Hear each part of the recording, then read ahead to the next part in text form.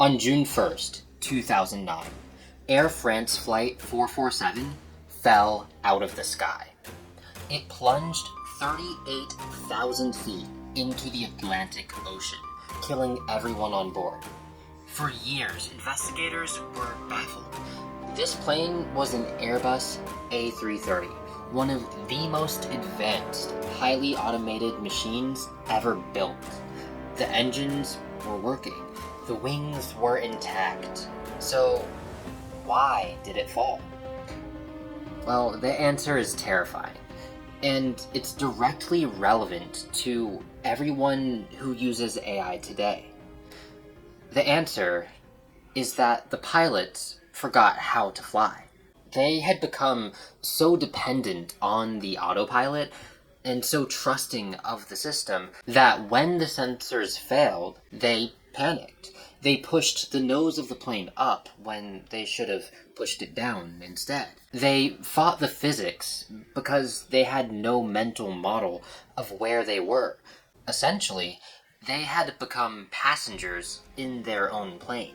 I'm sharing this story with you today because if you are someone like me who uses AI essentially every single day, as a developer or a writer or a data analyst, you are currently sitting in the cockpit of Flight 447, and autopilot is about to turn off.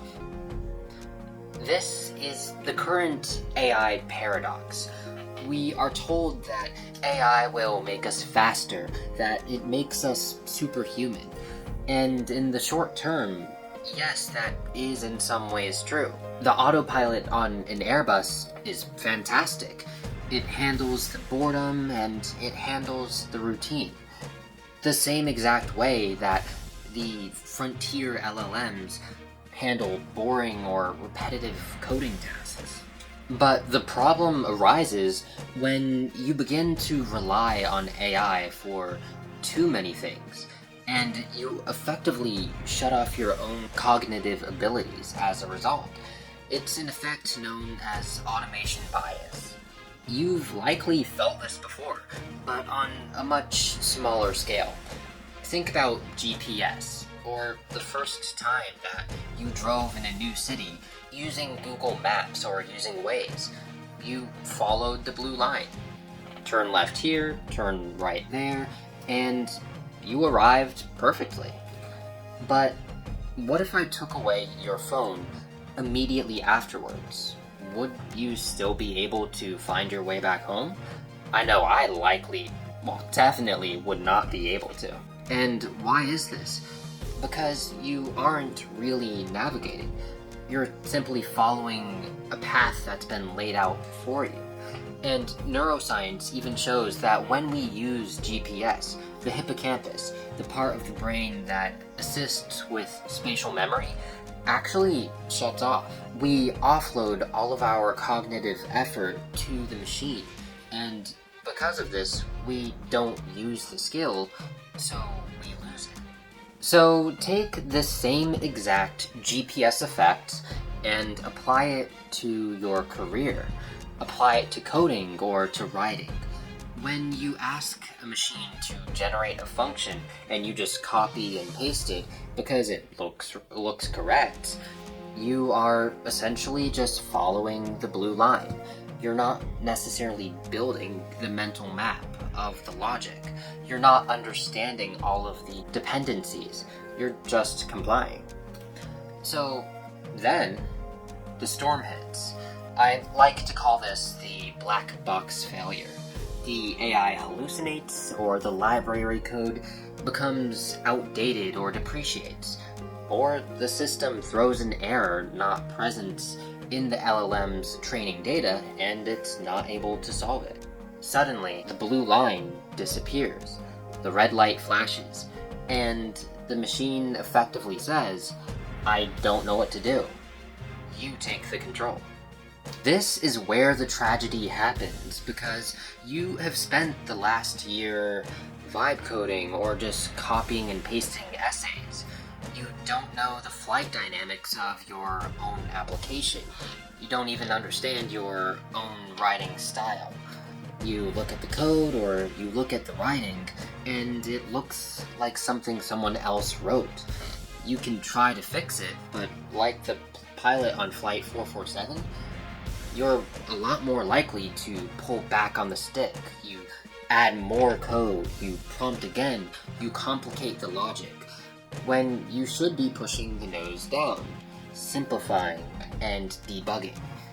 But you can't trace the root cause if you've never built a mental map of the code or writing. So it is very clear, all of the data and neuroscience points to the fact that if we go about using AI the wrong way, the better AI gets, the dumber we will become, and the harder we will crash when the systems we build fail. So how do we survive this? The solution isn't to stop using AI. We can't go back to paper maps, but we need to change how we use the tool. We need to stop being passengers and start being pilots. I call this the glass box pilot method, and it has 3 rules that are relevant whether you're using AI to code, to write, or however you decide to use it, even to brainstorm solutions. Rule number 1, the prediction drill. Never ask AI for a solution until you have defined the architecture yourself. Before you even type out the prompt, just take a few moments, write down the logic, maybe mention or research specific loops that you may need, or a specific data structure that you might need. Create a prior belief, and that's when you either inject that into your prompt or just go ahead and generate the answer. So instead of blindly accepting the result, now you're comparing it against your own prediction. If the AI deviates, now you can spot it immediately. Now you're verifying rather than just consuming. Rule number 2 is adversarial auditing. The AI is not your friend. Don't fall into the trap of complacency. Don't trust the output it gives you. Assume that it's hallucinating. Carefully review every aspect. And if you can't explain why something works or why an idea is delivered the way it is in a script, you will struggle to fix or to improve it. So from here, you either need to learn the mechanics or start over completely. Rule number 3 is simulation training. Pilots always turn off their autopilot to practice manual flight. So carve out some time in your week where you are not allowed to use AI.